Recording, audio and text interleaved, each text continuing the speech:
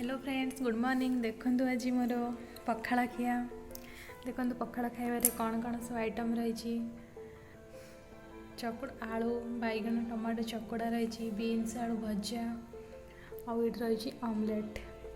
आप देखो आज क्लाइमेट केमती अच्छे से क्लाइमेट सांगे पखाड़ा खाइबार मजा गोटे अलग किसी अच्छी देखिपे सांग मैंने आज क्लाइमेटा केमी अच्छी पूरा ठंडा ठंडा वर्षा वर्षा पाग अच्छी ता संगे आज मोर पखाड़ा खाइबे।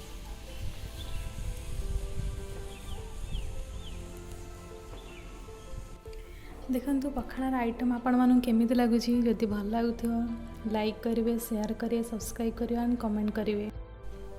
देखो ये मो पखाड़ार पाग रेडी हो जाइए आलू बैगन टमाटो चटनी चकड़ा हो जाइए खाइबे आम पखाड़ा खाइबा।